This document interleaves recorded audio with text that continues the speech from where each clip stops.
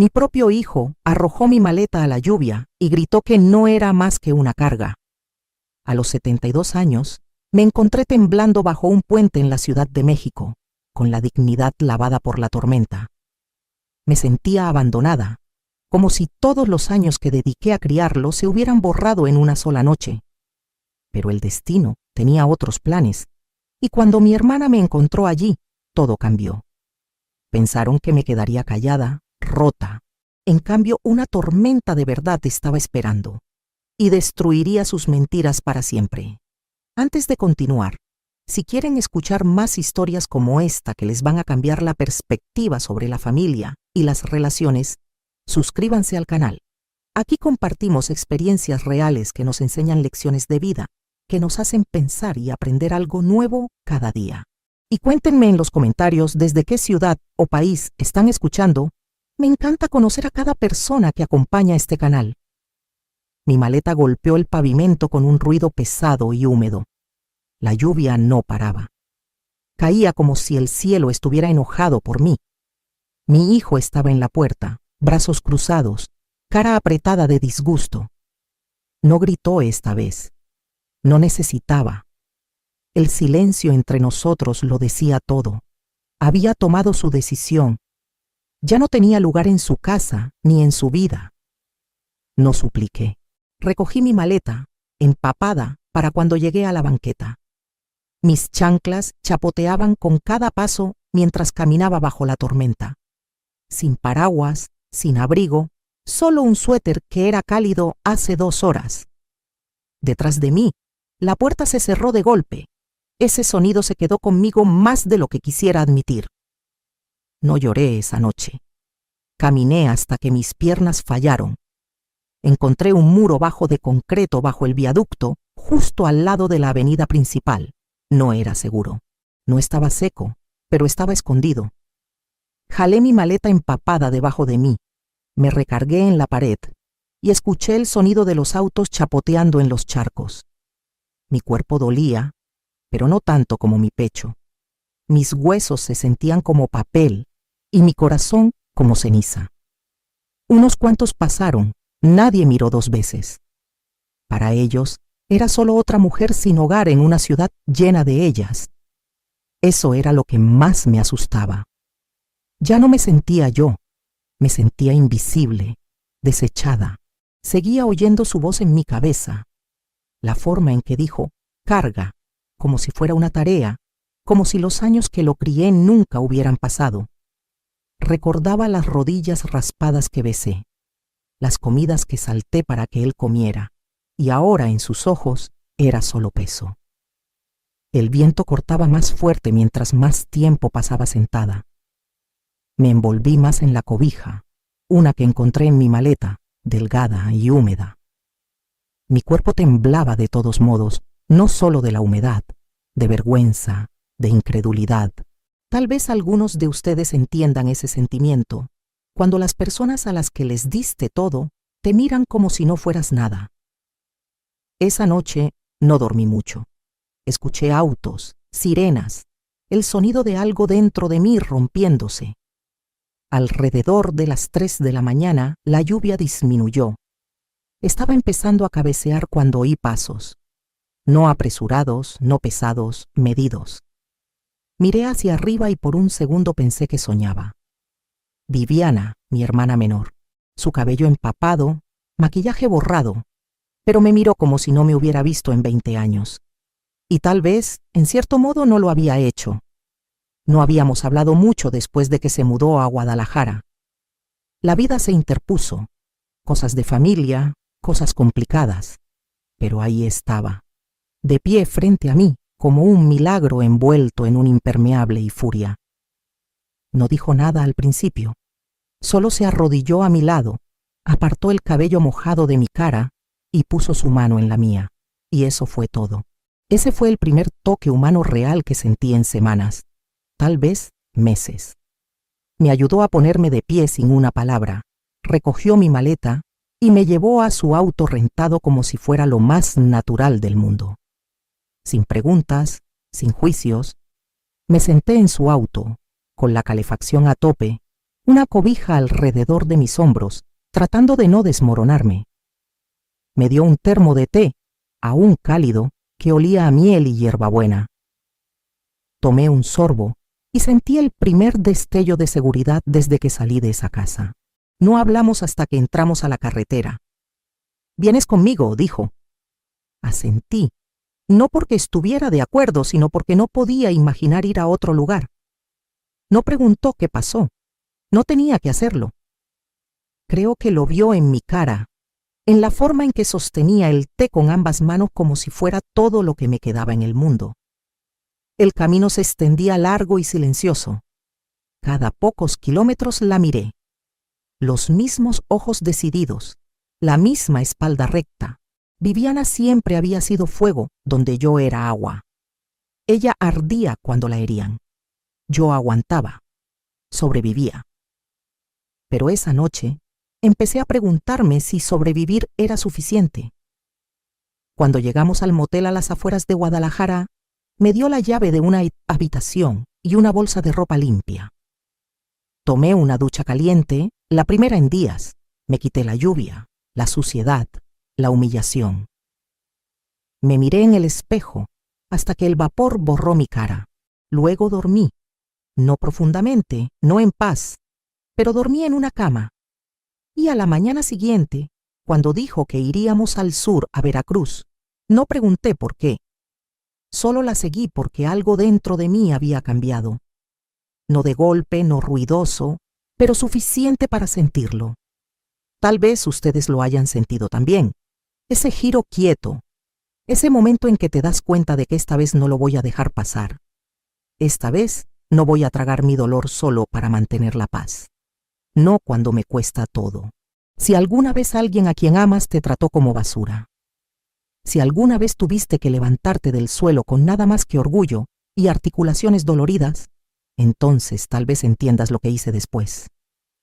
Y créanme, no será bonito, pero será justo. La mañana siguiente llegó rápido. Abrí los ojos a un techo bajo de hotel y el zumbido constante del aire acondicionado. La cama debajo de mí era firme, las sábanas ásperas, pero comparado con el concreto y la lluvia, se sentía como el cielo. Mis músculos dolían de la noche anterior, pero mis manos estaban calientes por primera vez en días. Me senté despacio, envolviéndome en la cobija del motel. No estaba en casa, pero estaba en algún lugar. Eso era suficiente. Viviana ya estaba vestida y empacando sus cosas.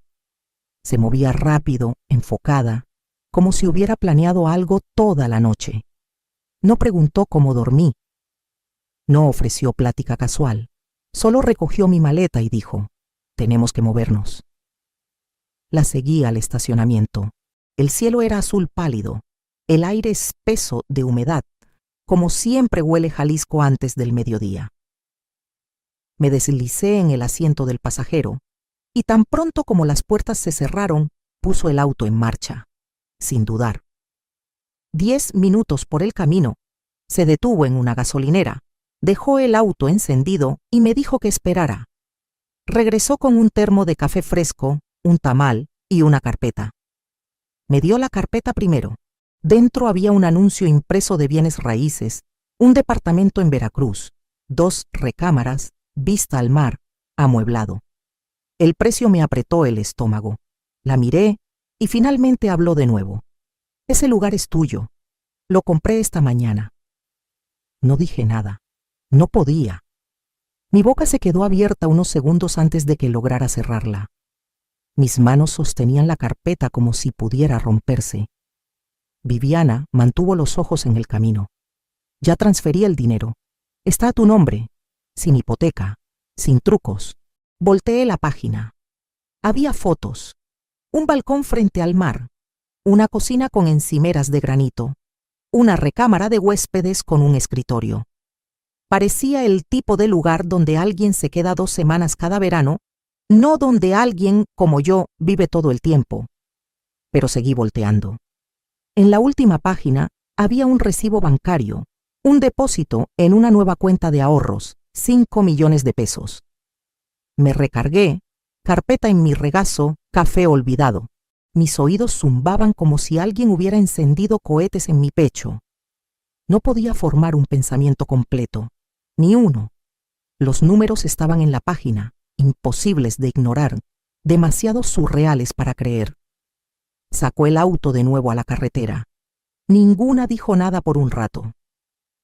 Miré el paisaje pasar. Centros comerciales, palmeras, taquerías baratas. Todo parecía normal, pero nada se sentía normal. Algo había cambiado dentro de mí, y no podía decir aún si era gratitud o vergüenza. Se salió a un camino más quieto, bordeado de palmeras y angosto. Después de unas cuadras, pasamos una entrada con reja. Tecleó un código y la reja de hierro se abrió despacio. Un guardia de seguridad nos saludó y Viviana asintió de vuelta. Seguía mirando al frente. El edificio era de baja altura, color crema con balcones blancos, techos de teja roja. Parecía una postal. Viviana estacionó en un espacio reservado cerca de la entrada. Agarró mi maleta del maletero y la llevó adentro sin esperar. El lobby olía a limón y alfombra nueva. Una mujer en el escritorio sonrió y le dio a Viviana un paquete de bienvenida. Viviana me señaló sin hablar. La mujer me miró amablemente, como miran a los perros callejeros que desearían ayudar. Subimos en el elevador en silencio. En el tercer piso, Viviana abrió la puerta de la unidad 3C y la empujó. Era más luminoso de lo que esperaba. Las paredes eran beige suave, el sofá gris claro. La luz entraba por las puertas corredizas que daban al balcón. Caminé hasta la barandilla y miré afuera. El mar se extendía hasta el borde del cielo. Podía oírlo. Constante, pesado, vivo. Detrás de mí, Viviana dejó la maleta, se limpió las manos y dijo: «Aquí vives ahora, y yo me quedo en la unidad de enfrente por un tiempo, así que no se te ocurra desaparecer». Me volteé, manos aún en la barandilla. Quería decir gracias, pero las palabras no se sentían suficientes. En cambio, asentí una vez, despacio. Viviana se acercó. «Sé lo que hizo, sé lo que han hecho. No tienes que hablar si no quieres, pero no les dejarás quitarte nada más. Nunca más». Me miró a los ojos. Su tono era afilado, no sentimental. «Este lugar es tuyo, el dinero es tuyo, y ya contacté a Graciela». Eso llamó mi atención. Graciela Hernández, su amiga abogada de la universidad. Lista, implacable, cuidadosa. No la había visto en años. Graciela está redactando los documentos ahora. Cerraduras financieras, escudos legales. Lo que no quieras exponer quedará sellado, y lo que intenten tomar estará 2 pasos adelante. Exhalé despacio. Mis dedos se apretaron en el borde del balcón. La voz de Viviana se suavizó. «No eres huésped aquí, no eres dependiente, eres la dueña, y necesito que empieces a actuar como tal». Me quedé allí mucho tiempo después de que se fue. El mar no dejó de moverse, tampoco los pensamientos en mi cabeza. Pablo pensó que me había enterrado, que me pudriría en silencio en un rincón de algún albergue. Pensó que la vergüenza me mantendría callada. No tenía idea de que yo estaba a punto de enterrarlo con las mismas cosas que intentó robar. 3 días después de mudarme, Viviana organizó una pequeña reunión de bienvenida en el salón común de la planta baja. No preguntó si quería una. Solo me mandó un mensaje con la hora y me dijo que usara algo azul. Ya me había comprado 2 conjuntos nuevos y los colgó en el closet. Elegí el de mangas largas, tela ligera que no llamaba la atención, pero me hacía sentir como yo otra vez. Llegué unos minutos antes de las 6. El salón estaba iluminado suavemente, con bocadillos en platos blancos y vista al mar detrás de una fila de ventanas. Había como una docena de personas, la mayoría residentes del edificio, parejas jubiladas, unas viudas, un señor mayor que me recordaba a mi difunto esposo, aunque más delgado y con barbilla afilada. No capté la mayoría de sus nombres, pero reconocí su calidez, del tipo que no pregunta demasiado pronto. Viviana se aseguró de mantenerme cerca. Me presentó con suficientes detalles para ser cortés, sin cruzar a nada personal. Nunca mencionó lo que pasó. Nunca mencionó a Pablo. Solo dijo que había venido a Veracruz por un nuevo comienzo y que ahora era oficialmente parte de la comunidad. Su voz tenía ese tono firme que usaba para poner límites. Mientras ella charlaba, me encontré al fondo del salón cerca de la ventana, viendo la luz desvanecerse sobre el agua. Estaba bien sin hablar. No quería explicarme a extraños. Era suficiente estar en un lugar seguro, rodeada de gente que no sabía por lo que había pasado. Eso cambió cuando uno de los guardias de seguridad del edificio entró por la puerta lateral. No para la fiesta, solo en ronda. Parecía de unos 60 años, hombros anchos, cabello gris corto, placa en su camisa polo. Hizo un recorrido lento por el lobby, luego se detuvo al verme cerca del ponche. Asentí cortés. Se acercó. Señaló el número de unidad en mi gafete. 3C. Es enfrente de la señora Viviana, ¿verdad? Dije que sí. Sonrió. Es lista. No se le escapa nada. Tienes a una buena cuidándote. Estuve de acuerdo. Miró hacia el elevador, luego bajó la voz. Deberías vigilar el tráfico del pasillo. Tuvimos un reporte de alguien rondando los buzones anoche tarde. No coincidía con perfiles de residentes, solo un aviso. Eso apretó algo en mi pecho. Le agradecí e hice nota mental de decirle a Viviana. Probablemente ya lo sabía. Nada se le escapaba. Unos minutos después, Viviana levantó su copa y golpeó una cuchara contra ella. El salón se cayó. Hizo un brindis corto, simple. Solo dijo que estaba feliz de que estuviera allí y que las segundas oportunidades valían la pena celebrar. La gente aplaudió, alguien silbó y luego volvió a lo normal. Pero noté que en el momento en que terminó su discurso, sus ojos se dirigieron a la puerta. La había visto abrirse. Me volteé y los vi también, a Pablo y Marisa. Él llevaba una camisa que rara vez planchaba, pero esta vez estaba impecable. Marisa en beige y dorado, cabello rizado, tacones cliqueando suave al entrar. Sonreían como si pertenecieran. Mi estómago se apretó. Viviana caminó directo hacia ellos. No oí qué dijo, pero su cara lo dejaba claro, no eran invitados. No levantó la voz. No hizo escena, pero bloqueó su camino como un muro de vidrio. Pablo miró por encima de su hombro hacia mí. Sonrió como si nada hubiera pasado, como si la última vez que me vio no hubiera sido en la lluvia, gritando mientras yo aferraba mi dignidad como una llama moribunda. No dije nada. Mi mano apretó el borde de la mesa de bocadillos. Viviana hizo una seña y un empleado intervino. La conversación fue corta. Pablo y Marisa se mantuvieron firmes unos segundos más. Luego se voltearon y salieron. Marisa ni siquiera miró atrás. El salón volvió lentamente a su ritmo. La gente notó la interrupción, pero nadie preguntó. Agradecí eso. Viviana volvió a mi lado, tomó una fruta del plato y dijo: sabía que vendrían. Asentí. Me había advertido esa mañana que vio un comentario de una amiga de Marisa en redes, algo demasiado específico para ser accidental. Viviana siempre estaba 3 jugadas adelante. Después de la reunión, me acompañó arriba. Nos dijimos buenas noches en el pasillo y entré a mi departamento. Dentro, me senté en el borde del sofá y esperé. No por algo específico, solo esperé. Habían venido no a disculparse, no a explicar. Vinieron a ver qué podían sacar todavía, pero ahora sabían. Ya no estaba donde me dejaron. Ya no era la mujer que salió a la tormenta con su maleta. Estaba adentro, protegida y ya no sola.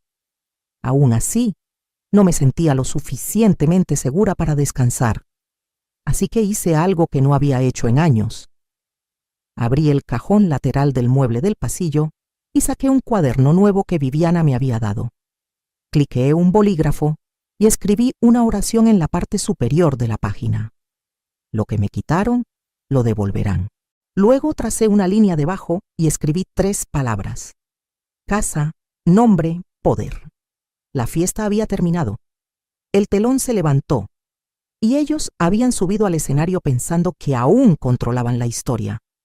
Pero ahora yo tenía el bolígrafo y iba a escribir el resto. Viviana no perdió tiempo. 2 días después de la fiesta, tocó a mi puerta a las 10 en punto con un montón de sobres en una mano y su tableta en la otra. Su cabello estaba recogido apretado, y su expresión me dijo que habíamos pasado la etapa de advertencias gentiles.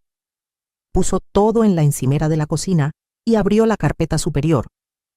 «Van a intentarlo de nuevo», dijo, «pero esta vez no será con encanto, será legal». La miré extender las páginas una por una. Cartas, correos, capturas de pantalla, polvo digital dejado por la actividad reciente de Pablo y Marisa. Viviana había pagado en silencio a un investigador privado para monitorear cualquier movimiento financiero o legal con mi nombre. Lo que encontró era sutil, pero inconfundible.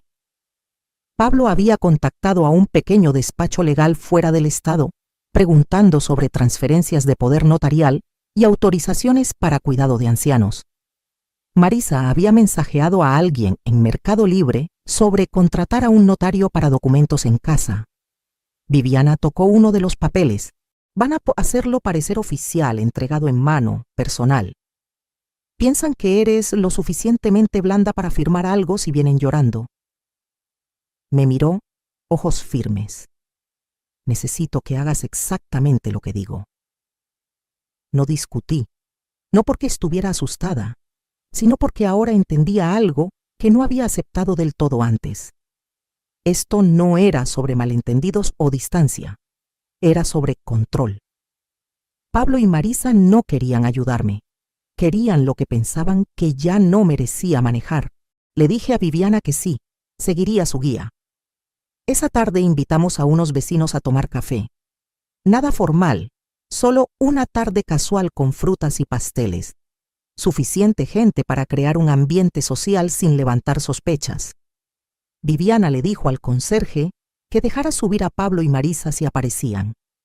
No los invitó, pero se aseguró de que alguien los dejara entrar. Luego, deslizó un grabador bajo la mesa auxiliar junto al sofá y se sentó como si esperáramos que cambiara el clima. Tomó menos de 20 minutos. Pablo tocó. Viviana no se inmutó. Abrí la puerta. Sonrió como si fuéramos amigos perdidos. Marisa estaba detrás sosteniendo una bolsa de regalo con papel dorado saliendo. Llevaba rosa pálido y perlas. Habían ensayado esto. Pablo entró primero. Saludos ruidosos, chistes sobre pasar mientras estaban en el área. Marisa puso la bolsa en la mesa y sacó una lata de galletas caseras. Dije, gracias, sin emoción. Viviana observó en silencio desde su silla. Después de 5 minutos de charla superficial, Pablo se inclinó adelante, manos entrelazadas. Traje algo para que lo veas, dijo. Sacó de su maletín un documento grapado. La portada tenía letras en negritas. Acuerdo familiar de bienestar y propiedad. Viviana miró el título y cruzó las piernas. Pablo deslizó los papeles hacia mí. Solo algo para hacer las cosas más suaves, para que podamos ayudar, coordinar cosas médicas, facilitar el proceso en caso de algo urgente. Sonrió de nuevo. Demasiado largo, demasiado forzado. Tomé la primera página y leí en silencio. Eran 6 páginas. Enterrado en medio había un párrafo titulado Autorización temporal de poder, seguido de otro llamado Cláusula de supervisión financiera. El lenguaje era cuidadoso, no abiertamente depredador, pero le daba a Pablo acceso completo para actuar en mi nombre en decisiones médicas y financieras. También lo autorizaba a abrir y manejar cuentas bancarias con acceso conjunto. Dejé el papel. No hablé. Viviana se levantó. Caminó a la cocina, sacó una segunda carpeta y regresó. De ella sacó un documento casi idéntico, solo que este tenía una línea roja en medio. Esta es una copia de la versión que mandaste redactar la semana pasada, con ese paralegal en el DF, le dijo a Pablo. El correo original tiene fecha. El lenguaje Es palabra por palabra. La cara de Pablo se congeló. Marisa se quedó callada. Viviana se volteó hacia mí. Adelante. Pregúntales para qué es esto realmente. No necesitaba. El silencio lo decía todo. Viviana abrió la app de grabación en su tableta y la dejó correr. Luego levantó la voz lo suficiente para que los vecinos oyeran. Quiero que todos sepan, dijo, que este documento estaba diseñado para despojar a Rosa de sus derechos financieros bajo el pretexto de ayuda. Esto es lo que parece la manipulación familiar. Pablo se levantó rápido.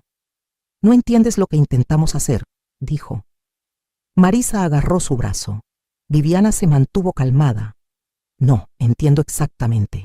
Y también el Estado de Veracruz, también la Junta de Ética, también la comunidad que intentan impresionar con lágrimas falsas y galletas. La voz de Pablo se quebró. Estás haciendo una escena. Viviana rió una vez, afilada. ¿Escena? No, esto es claridad. Se volteó hacia mí y asintió. Caminé a la mesa, tomé el contrato que trajeron y lo rasgué por la mitad. El salón se quedó quieto. Los vecinos dejaron de hablar. Pablo me miró con algo que no había visto en años. Miedo. No grité. No maldije. Solo levanté las páginas rasgadas y dije, esto es lo que pasa cuando confunden el silencio con debilidad. Viviana señaló la puerta.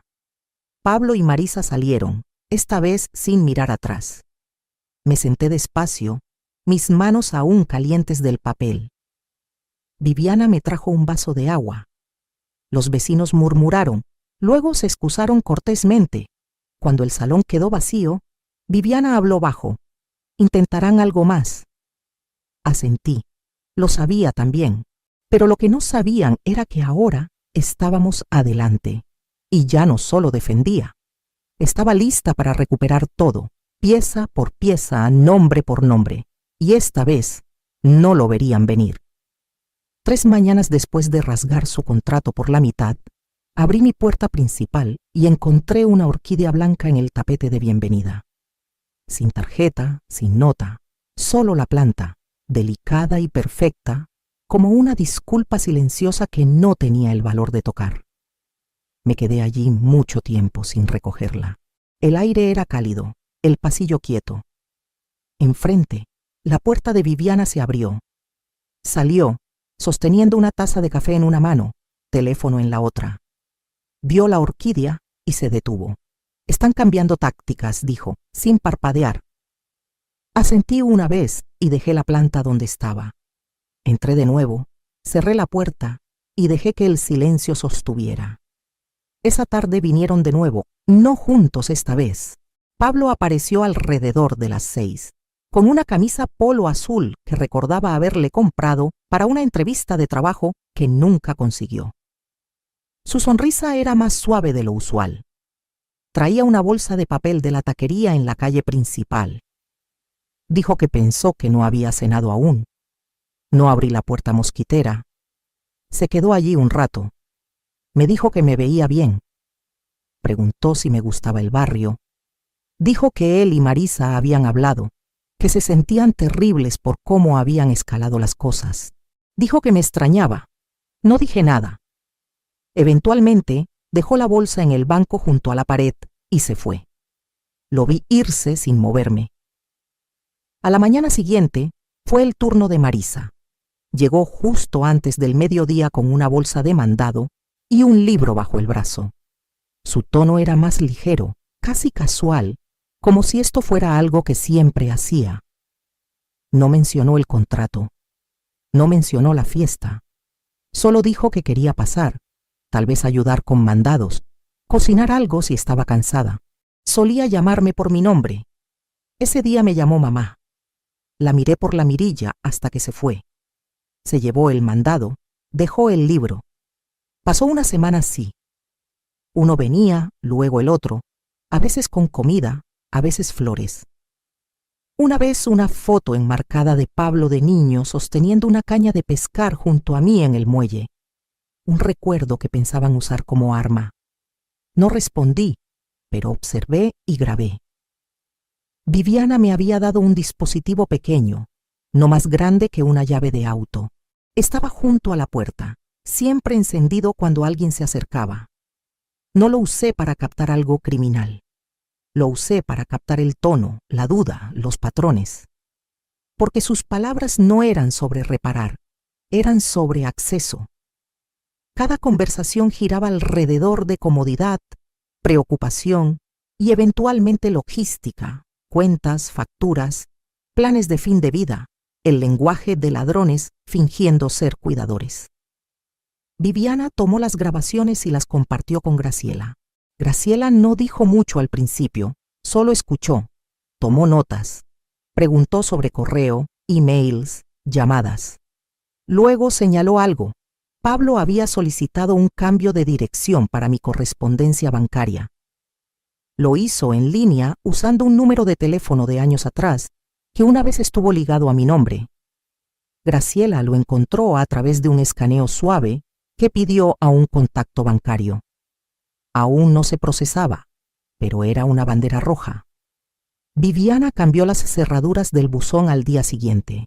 La noche después, la alarma de incendio en mi pasillo sonó alrededor de las 2 de la mañana. No había fuego, solo un interruptor jalado. Ramírez, el guardia, revisó la cámara y captó una figura borrosa caminando por el pasillo de servicio 20 minutos antes. No se veía la cara, pero sí la chaqueta, la misma que Pablo usó en la fiesta. Le pedí a Viviana que llamara a Graciela de nuevo. Trajo una laptop al día siguiente y me guió para configurar alertas digitales seguras. Cualquier intento de acceso a mis cuentas, cualquier login de un dispositivo no reconocido, cualquier solicitud de archivo ligada a mi nombre. Acepté todo.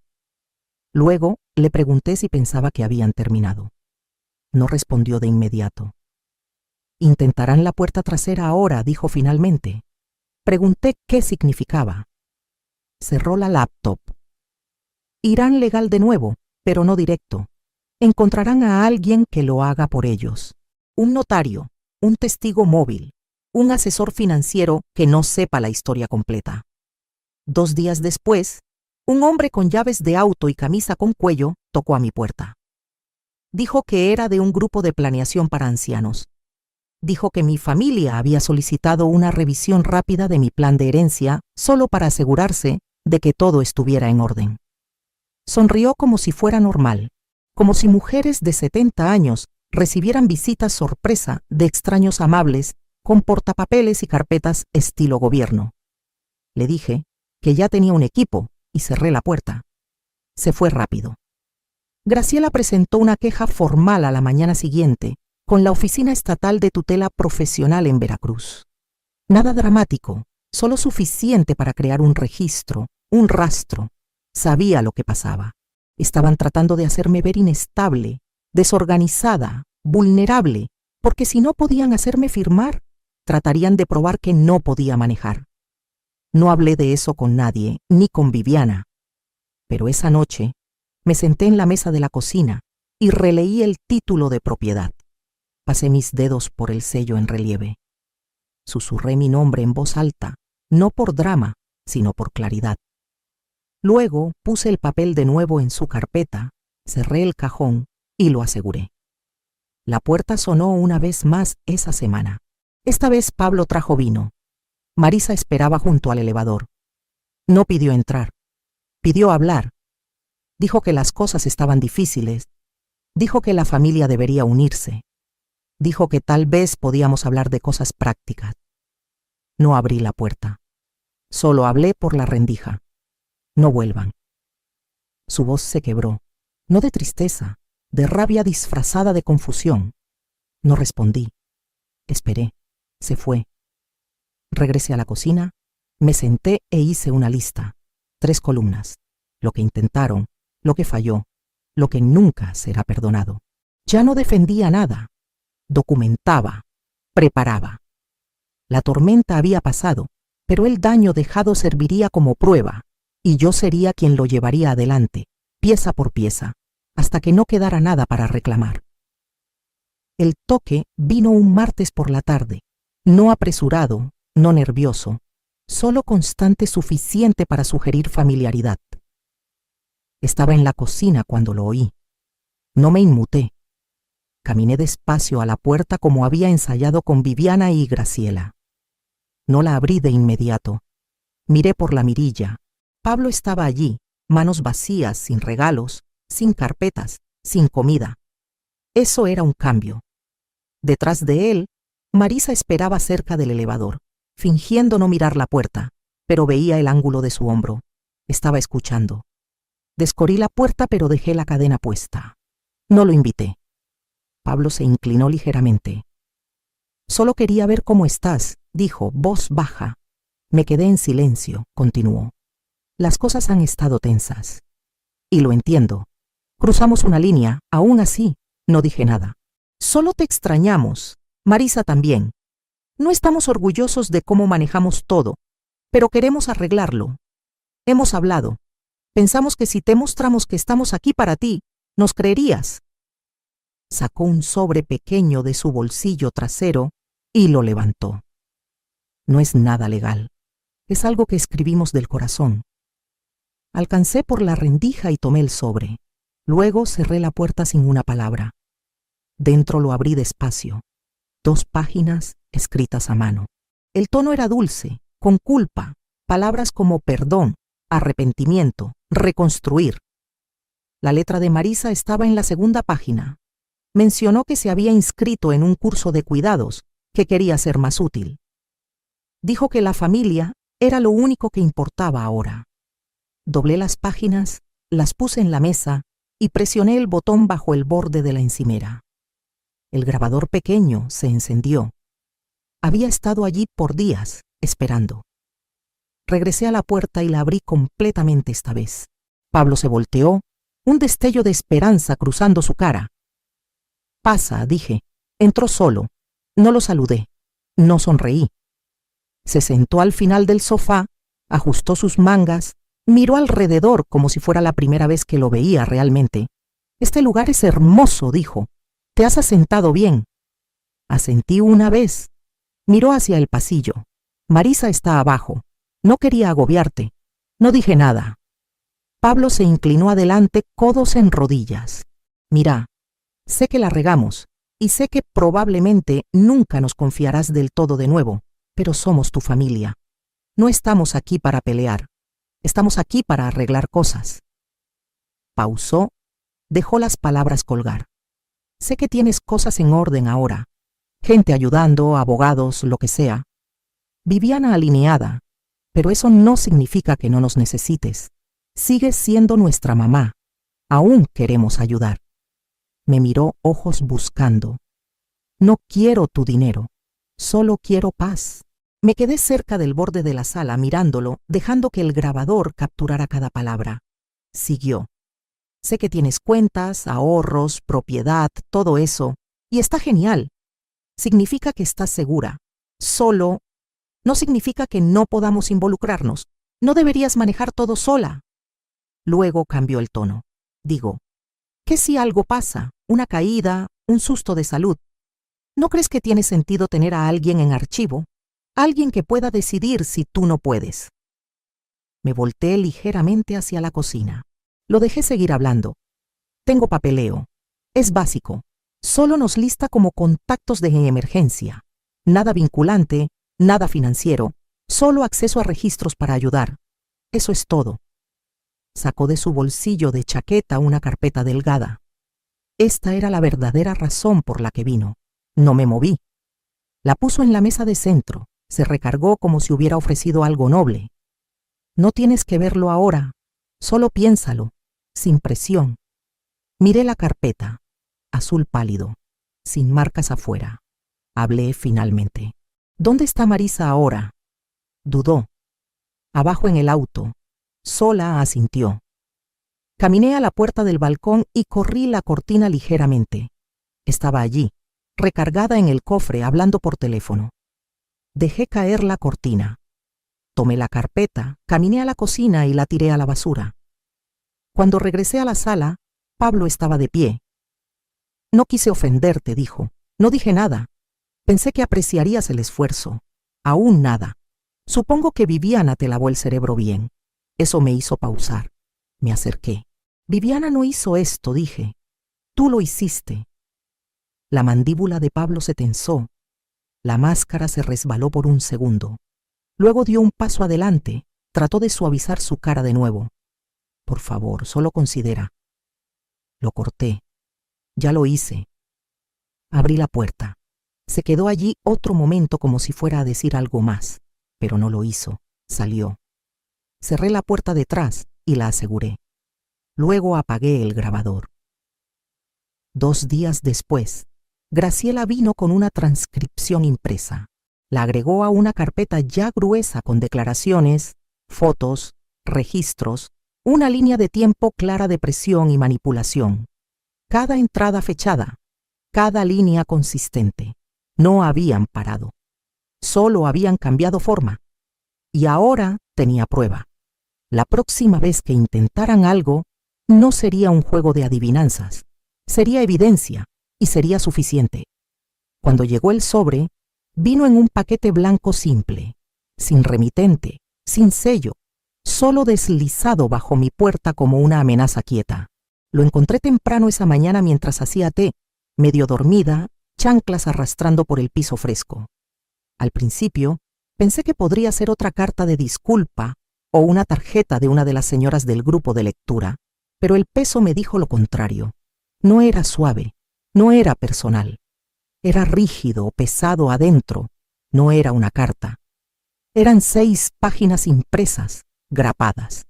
Cada página llena de lenguaje diseñado para confundir, para intimidar. Habían contratado un abogado, o al menos querían que pensara eso. La carta alegaba que por preocupaciones de salud y seguridad, Pablo y Marisa estaban solicitando una revisión de tutela, que tenían evidencia de declive mental y estaban preocupados por mi bienestar, que mis decisiones financieras recientes habían sido erráticas y podrían poner en peligro a mí y a otros. Me senté despacio, releyendo esa línea 3 veces. Decía que mis decisiones eran erráticas. Yo, la mujer que manejó el presupuesto de una clínica de emergencias por más de una década, la que manejó facturas y disputas con proveedores mientras mi esposo trabajaba noches, la que estiró 2 jubilaciones a través de una crisis económica. Y me llamaban inestable. No lloré, reí. Luego tomé el teléfono y llamé a Viviana. Para el mediodía, Graciela estaba en mi puerta con una copia de la misma carta reenviada de la oficina de Viviana. Habían intentado enviarla allí también, probablemente asumiendo que ella entraría en pánico o me presionaría a ceder. No entendían quién era Viviana. Graciela puso su laptop en la encimera y abrió un documento titulado Paquete de Respuesta Protectora. Ya estaba en movimiento. Graciela solo conectaba las piezas finales, transcripciones, fotos, la grabación de audio de la visita de Pablo, copias de los cheques que me enviaron semanas atrás, con notas en la memo como, por si necesitas ayuda decidiendo. Graciela leyó la carta con una calma practicada, señalando frases claramente copiadas de plantillas legales en línea. Algunas reclamaciones ni siquiera alineaban con la ley mexicana real. Faltaban detalles, terminología mal usada. Quieren asustarte, dijo Graciela. Esto no es sobre tu salud, es sobre control. Asentí. No necesitábamos presentar nada aún, pero Graciela contactó a un amigo en la oficina del juzgado de familia para registrar los materiales. Si algo surgía, estaríamos listas. Para el final del día, Viviana envió una respuesta formal, redactada como una espada de terciopelo, cálida pero firme, del tipo que no solo empujaba atrás, advertía. Y luego hice algo que no había planeado. Llamé a mi doctora no porque estuviera preocupada, sino porque quería registros. Agendé un examen cognitivo completo y panel de bienestar. Lo programé esa misma semana. Pasé todos. Presión sanguínea estable, reflejos firmes, memoria aguda, velocidad de procesamiento aún más rápida que la de muchos de la mitad de mi edad. 2 días después, Los resultados estaban en una carpeta en las manos de Graciela. Le pedí 3 copias. Envié una a Pablo, sin nota, solo el reporte. Pasó una semana, luego 2, sin llamadas, sin visitas, sin cartas bajo la puerta. Pensé por un segundo que tal vez se habían rendido, pero ese era el error porque mientras saboreaba el silencio, ellos estaban ocupados en otro lugar. Viviana recibió la alerta primero. Había configurado rastreo a través de la oficina del registro de propiedades. Cada vez que se presentara un gravamen, indagación o disputa con mi nombre o dirección, sería notificada. Así supimos que habían enviado una solicitud al banco que tenía mi cuenta de ahorros. Intentaban listarse como cobeneficiarios. No era un movimiento legal. Era un intento de pesca. Marisa había llamado fingiendo ser yo. Alegó haber olvidado su acceso en línea y pidió actualizar beneficiarios por teléfono. El empleado lo flagged inmediatamente. Mi edad y notas de voz no coincidían. El banco congeló la solicitud y la registró, pero aún así intentaron. Ya no les importaba cuán desesperados se veían. Miré el reporte del banco mucho tiempo esa noche. No enojada, solo quieta. Esto ya no era sobre dinero, era sobre borrarme. Querían mi libertad, mi dignidad, mi nombre en papel con tinta junto al suyo, prueba de que tenían poder, que yo los necesitaba. Viviana y Graciela arreglaron para que las cuentas fueran selladas legalmente con supervisión de terceros. Sin nombres nuevos, sin beneficiarios. Todo pasaría a una fundación si algo me pasara. Una que ya había establecido en silencio meses atrás. No era sobre venganza. Era sobre asegurarme de que nadie pudiera atraparme nunca más. Más tarde esa semana, Graciela me dio otro sobre, más grueso que el último. Dentro había 2 declaraciones juradas de mi arrendador anterior y un vecino, testigos de las noches en que Pablo y Marisa me dejaron afuera, se negaron a abrir la puerta, les dijeron a los niños que era dramática.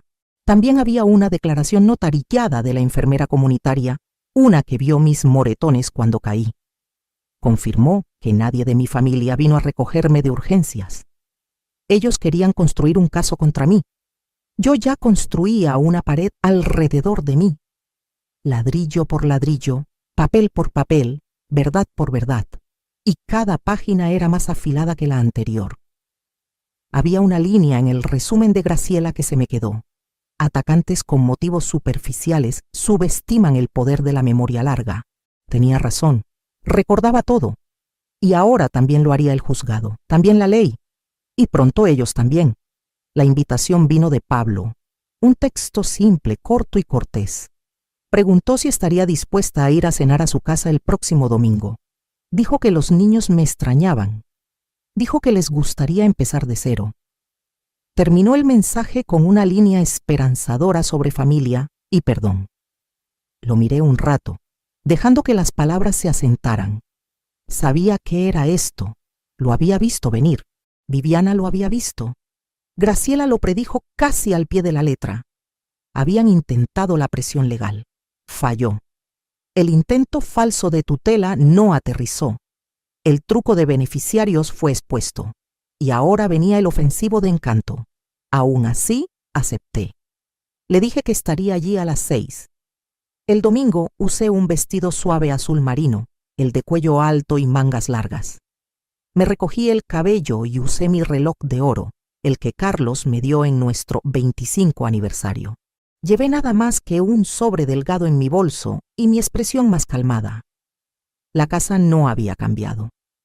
Fachada blanca, mulch fresco, una corona nueva en la puerta, como si algo de eso pudiera disfrazar la amargura que se pegaba a las paredes. Marisa me saludó con una sonrisa estirada demasiado ancha. Sus ojos recorrieron mi atuendo, tratando de leerlo como una señal. Se hizo a un lado, dejándome entrar con una mano en mi espalda, firme y controladora. La mesa del comedor estaba puesta para 7. Pablo se sentó en la cabecera. Los niños estaban vestidos, sus camisas demasiado tiesas para un domingo, sus ojos saltando entre mí y sus padres. Nos sentamos, comimos. La comida era buena, un poco demasiado perfecta. Hablaron de las calificaciones de los niños, de cómo Pablo consideraba cambiar de trabajo. Marisa elogió el platillo que hizo 2 veces con el tono que necesitaba aprobación. Asentí cortés. Respondí cuando preguntaban. No saqué nada de los meses pasados, y ellos tampoco, no directamente. Pero a mitad del postre, Pablo se recargó en su silla y suspiró.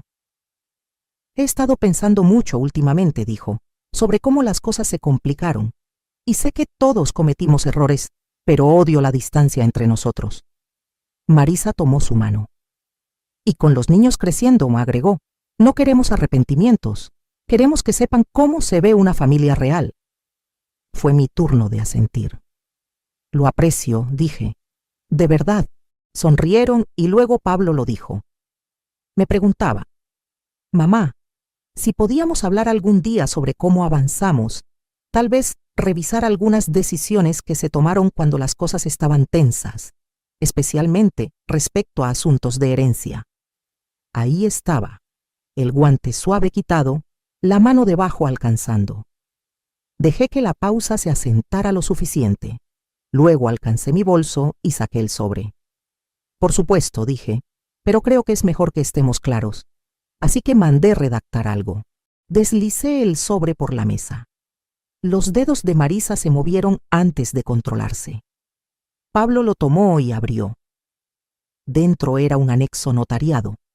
Detallaba el establecimiento permanente de la Fundación Rosa López, la organización sin fines de lucro que había formado. Confirmaba que la casa donde vivía ahora, las cuentas bancarias, el fondo fiduciario, todo estaba legal e irrevocablemente ligado a la fundación. Listaba los beneficiarios, un programa de becas para madres solteras mayores de 60, un fondo de cuidado para víctimas de abuso a ancianos y un outreach médico comunitario nombrado por Carlos. La cara de Pablo se endureció. La sonrisa de Marisa se agrietó en los bordes. Verán, dije suavemente. He pensado en esto también, mucho, y me di cuenta de que no quiero pasar el resto de mi vida preocupada por quién merece qué, o quién piensa que ganó un pedazo de algo que nunca construyó. Pablo tragó saliva. Podía ver el calor detrás de sus ojos. Lo contenía, tratando de mantener control. No los estoy cortando, agregué, pero estoy eligiendo paz y claridad y protección. Nadie dijo nada. Los niños estaban congelados, confundidos, demasiado jóvenes para entender la corriente subterránea, pero lo suficiente para sentir la tensión espesa en el aire. Me levanté despacio. La cena fue encantadora. Gracias. Marisa empezó a hablar, pero las palabras tropezaron. Trató de sonreír de nuevo, pero se rindió a mitad. En la puerta Pablo me siguió. «¿Es esto?», dijo voz baja.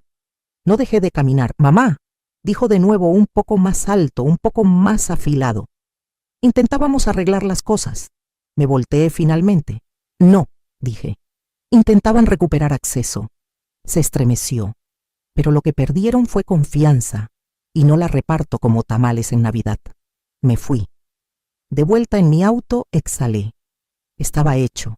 Sin gritos, sin juzgado, solo la verdad, documentada, firmada, sellada y entregada.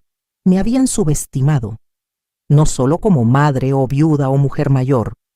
Habían subestimado mi memoria, mi resolución, mi capacidad para planear. Y ahora, por primera vez en años, dormí esa noche sin asegurar la puerta 2 veces porque ya no podían alcanzarme. No en ley, no en mentiras, no en legado. 3 días después de esa cena, desperté al sonido de grava crujiendo fuera de mi ventana. Moví la cortina ligeramente, no suficiente para ser vista. La camioneta de Pablo estaba en la entrada. Se quedó en la cabina un momento, luego salió, paseando un poco, como si no hubiera decidido qué vino a hacer. Aún era temprano, ni las 8. La niebla de la playa no se había levantado. El rocío estaba en la ventana como un velo entre mí y lo que fuera esto. No abrí la puerta. Tocó una vez, luego 2 más suave. Luego se fue. 10 minutos después, Una llamada entró. Número desconocido. La dejé ir a buzón. El mensaje era corto. Su voz calmada, pero tensa. Dijo que respetaba mi elección, que me darían espacio, que entendían ahora dónde estaba parada. Casi se sentía civil, casi.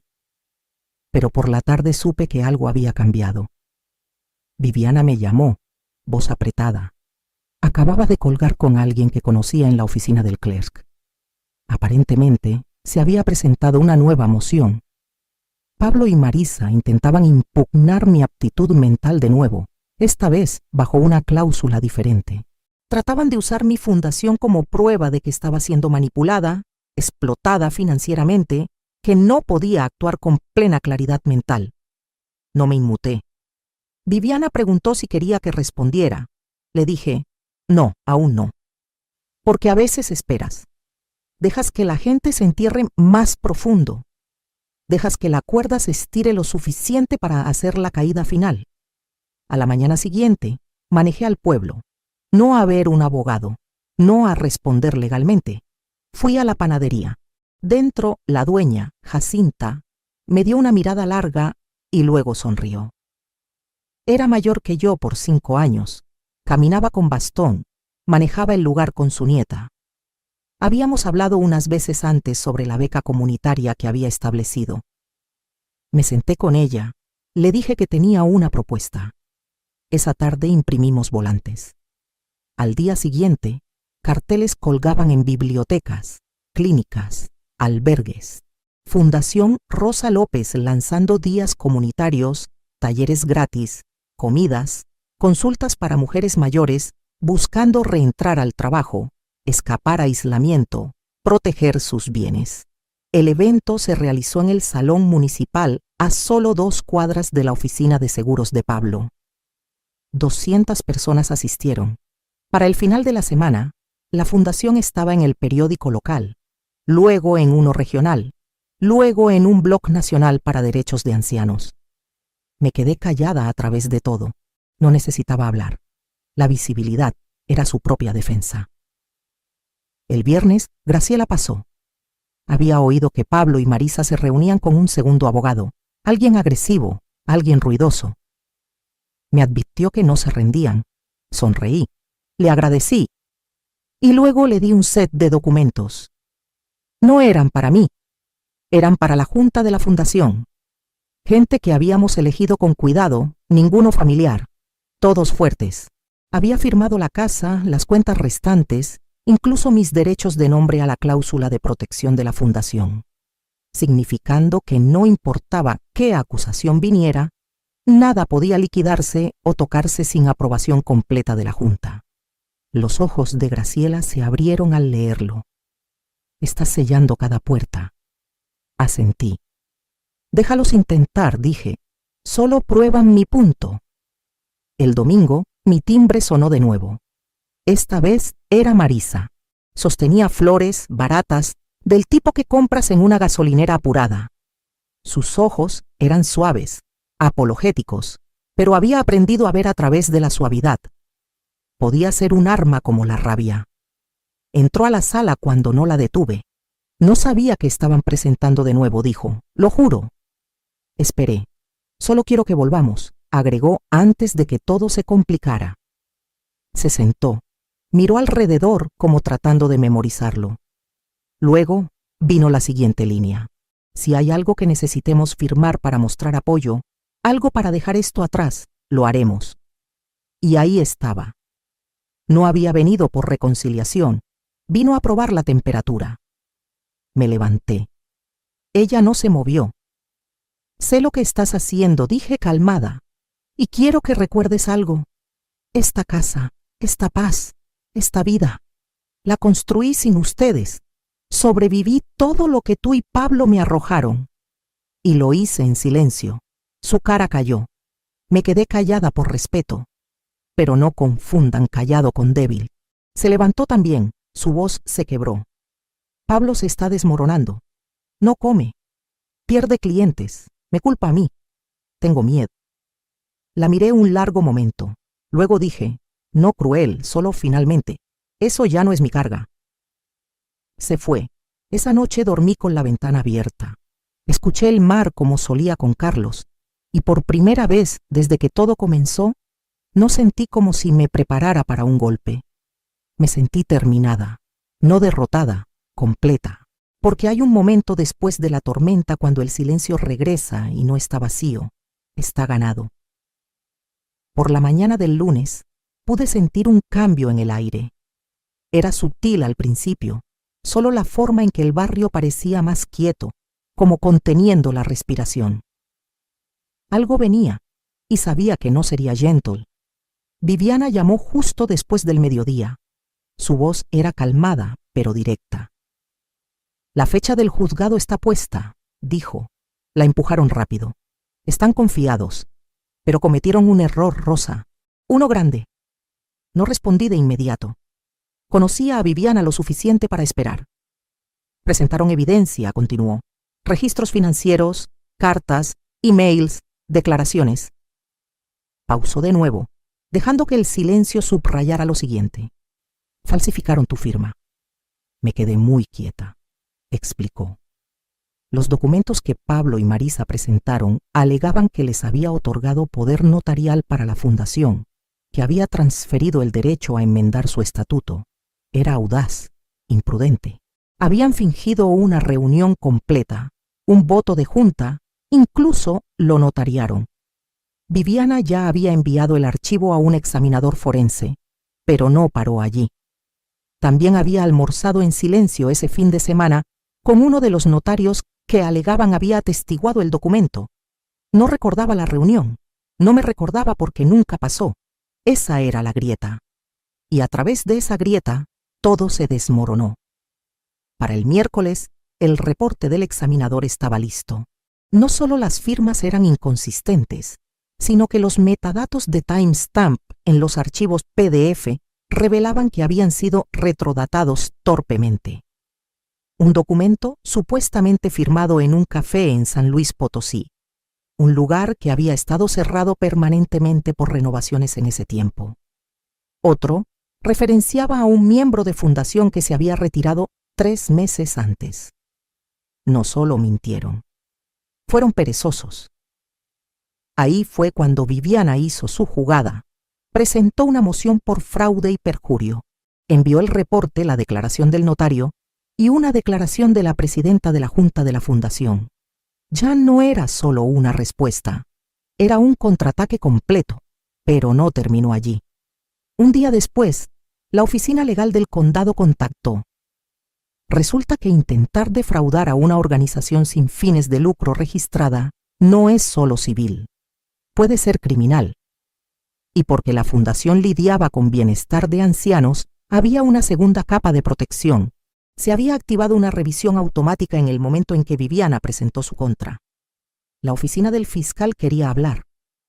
Mientras, me quedé callada. Regué mis plantas, horneé pan de elote, caminé por la playa cada mañana antes de que saliera el sol. Pero dentro sentí un cambio. No enojo ya, ni siquiera justicia, solo claridad. La audiencia estaba programada para jueves por la mañana. Llegué temprano, me senté en la segunda fila con Viviana a mi lado. El juzgado era modesto, nada como en la TV, solo aire frío y bancas de madera y el murmullo bajo de anticipación. Pablo se sentó 3 filas adelante con Marisa. Ninguno miró atrás. El juez fue rápido. Revisó la evidencia, permitió declaraciones breves. Viviana, siempre compuesta, lo expuso todo, limpio, factual, innegable. No necesitó ni levantar la voz. Los forenses, el testigo, las líneas de tiempo, todo. Cuando fue turno de Pablo, su abogado tartamudeó. Trató de alegar que lo había autorizado verbalmente, que tenía problemas de memoria, que había malentendido. Viviana simplemente levantó los reportes de la clínica, mostrando que había pasado una evaluación cognitiva completa solo un mes antes. El mismo reporte que ellos mismos habían presentado en una filing anterior para arguir que tenía capacidad para decisiones que no les gustaban. Se habían contradicho por escrito 2 veces. El juez llamó a receso. Afuera me paré en las escaleras del juzgado mientras Viviana hablaba con el representante del fiscal. El sol era fuerte, pero lo recibí. Déjalo calentar la cima de mi cabeza. Déjalo llenar el silencio. Luego lo oí. Mamá. Me volteé. Pablo caminaba hacia mí solo. Su cara estaba demacrada, más pálida de lo que recordaba, su voz más suave. «¿Realmente estás haciendo esto?», dijo. Lo miré. «No», dije, «tú lo hiciste». Sus hombros cayeron como si por primera vez se diera cuenta de que no podía echármelo encima. «No pensé que llegaría tan lejos», murmuró. Asentí. «Eso es lo de las líneas. Una vez las cruzas, no decides dónde terminan». Parecía querer decir más, pero su boca se cerró en cambio. Viviana se paró a mi lado. «Deberíamos regresar», lo hicimos. Cuando el juez volvió, no demoró. Moción concedida. Los documentos falsos fueron desechados como inválidos. La carta de la fundación estaba protegida. Se hizo una referencia a la oficina del fiscal para investigación adicional. Y con eso terminó. Al menos ante los ojos del juzgado. Pero para mí era algo más profundo. Había estado frente al sistema que una vez ignoraba a mujeres como yo, descartaba nuestras voces, asumía que éramos demasiado frágiles o confundidas o emocionales, y había sido escuchada. No gané porque grité más fuerte. Gané porque me negué a mirar a otro lado. Gané porque guardé mis registros, dije la verdad, y confié en el silencio para hacer su trabajo. Esa noche, me senté en el porche con Viviana y Graciela. Compartimos pastel de mango y dejamos que la brisa entrara. Ninguna dijo mucho. No necesitábamos. La verdad había hablado por nosotras, y por una vez había sido suficiente. 2 días después del veredicto, caminé por mi jardín con tijeras en mano. El aire era fresco con el primer mordisco del otoño, y el sol se ponía más bajo, tiñendo todo de ámbar. Los arbustos de lavanda habían crecido salvajes de nuevo. Los podé gently, manojo por manojo, dejando que el aroma llenara el espacio quieto alrededor de mí. Así es como siempre regreso a mí misma, a través de algo ordinario. Viviana llamó temprano esa mañana. Su tono era diferente ahora, más ligero, incluso cálido. «La oficina del fiscal del condado avanza», dijo. «Cargos formales, fraude, falsificación, intento de apropiación indebida de activos de organización sin fines, 3 cuentas». Le agradecí, pero dentro no hubo explosión de alegría, ni puño triunfante en el aire, solo el peso calmado de lo inevitable. Esto nunca fue sobre venganza. Era sobre la verdad siendo vista, oída, y parándome firme cuando cada parte de mí había sido descartada. Pablo no había llamado desde la audiencia, ni un mensaje, ni una carta, ni una sola señal de arrepentimiento. Lo imaginaba sentado en su casa, persianas cerradas, teléfono en mano, tratando de crafting una oración que no lo hiciera ver pequeño, pero no había ninguna. El silencio decía suficiente. Marisa había sido vista saliendo del pueblo. Graciela la vio empacando cajas del fondo de su camioneta detrás de la panadería vieja. Sin adiós, sin disculpa pública, solo un retiro quieto. Así era siempre con gente como ella. Desaparecían cuando los espejos se volteaban hacia ellos. Más tarde esa tarde Graciela pasó. Trajo una caja de fotos viejas que rescató de la bodega que una vez compartí con Pablo. No se lo pedí, solo lo hizo. Nos sentamos en la mesa de la cocina, revisando recuerdos. Mi boda, Pablo de toddler aferrado a mi pierna con ese puchero terco. Navidad en Morelia cuando se fue la luz y iluminamos la cabaña con velas. Miré esas imágenes no con amargura, sino con distancia, como artefactos de la vida de alguien más. Una versión de mí que creía que amor, esfuerzo y lealtad podían doblar a cualquiera en bondad. Graciela encontró una foto que no había visto en años. Era de mis 50 cumpleaños, tomada en la terraza de nuestra vieja casa en el lago. Mi esposo estaba a mi lado, brazo alrededor de mi hombro. Pablo atrás, sonriendo. Acabábamos de terminar una ronda de pescado asado. Recordaba pensar en ese momento exacto cuán afortunada era. Presioné la foto plana contra la mesa y la miré, no en tristeza, sino en reflexión. Esa mujer, esa versión de mí, no tenía idea cuán rápido esa calidez se voltearía, cuán delgada la línea entre afecto y entitlement podía ser. Pero no estaba equivocada en esperar. No estaba equivocada en amar. Solo estaba desprevenida. Para la noche, había tomado una decisión.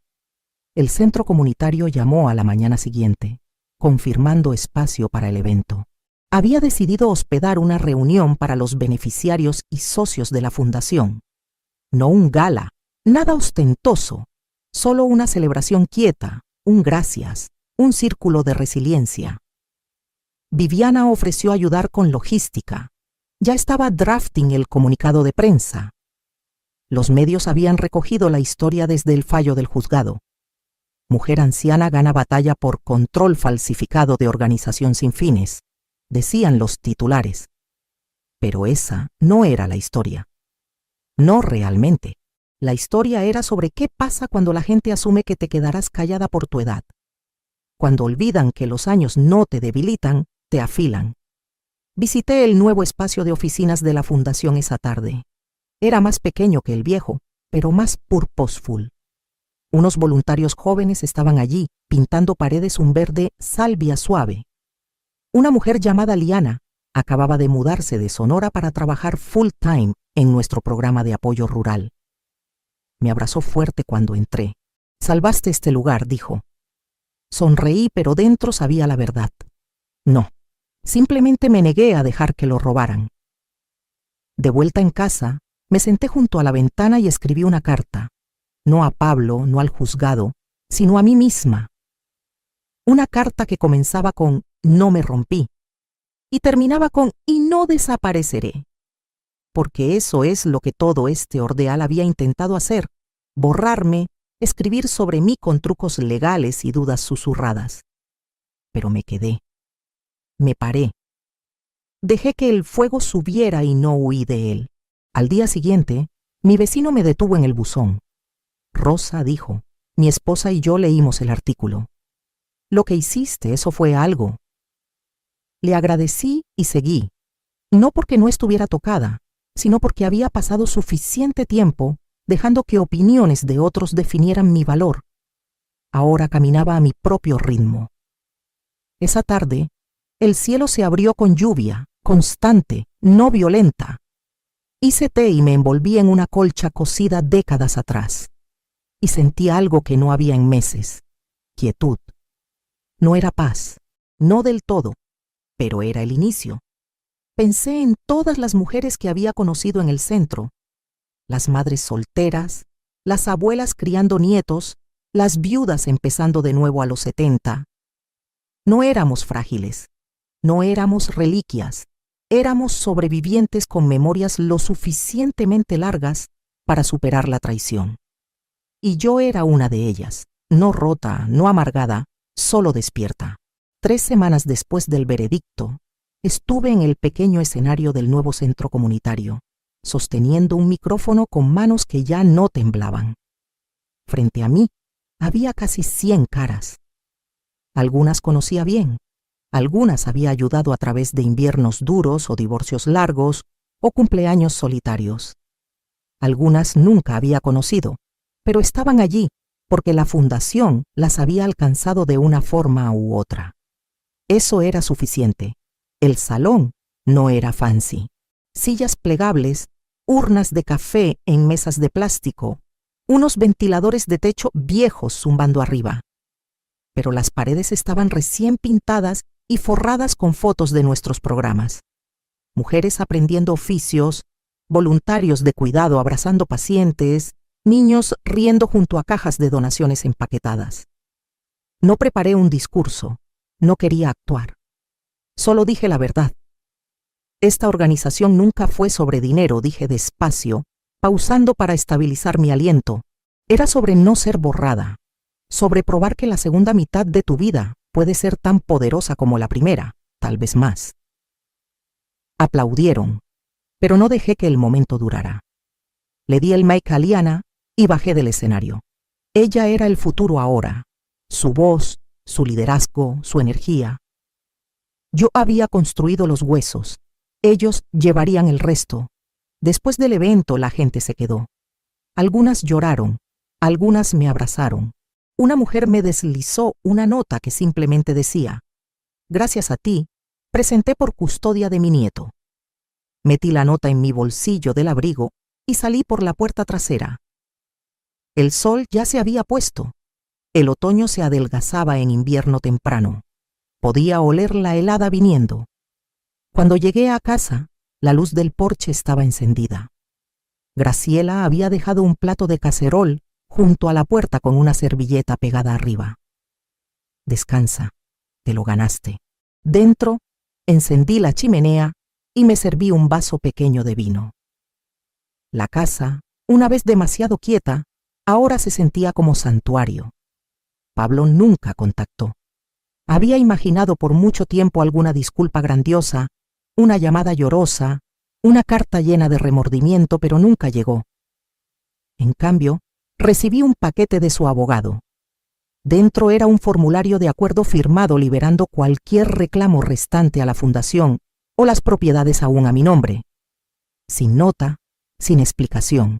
Lo acepté, no porque lo perdonara, sino porque ya no necesitaba nada de él. Su capítulo en mi vida se había cerrado hace tiempo. Solo no lo notó hasta que la puerta se cerró detrás de él. A la mañana siguiente, doné lo último de sus recuerdos de infancia a la tienda de segunda mano del albergue local. No por enojo, solo claridad. Algunas cosas no necesitan almacenarse, necesitan soltarse. En los días siguientes, empecé a caminar cada mañana, 3 kilómetros al amanecer, a veces sola, a veces con vecinos que se unían quietos. Nunca hablamos de lo que pasó. No necesitábamos.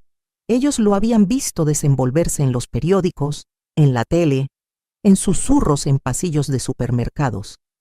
Pero caminar con ellos era un respeto no dicho. Y eso era más valioso que cualquier disculpa. Una mañana en el sendero detrás del huerto, vi a una mujer joven sentada en una banca con su niño. Parecía cansada, como si el mundo se hubiera sentado en su pecho por demasiado tiempo. Al pasar me detuvo. «Eres Rosa, ¿verdad?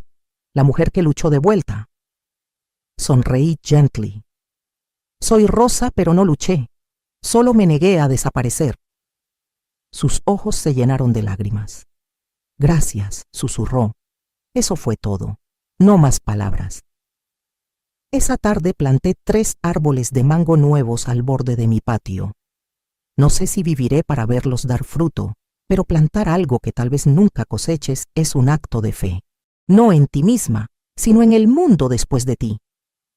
Graciela visitó de nuevo ese fin de semana.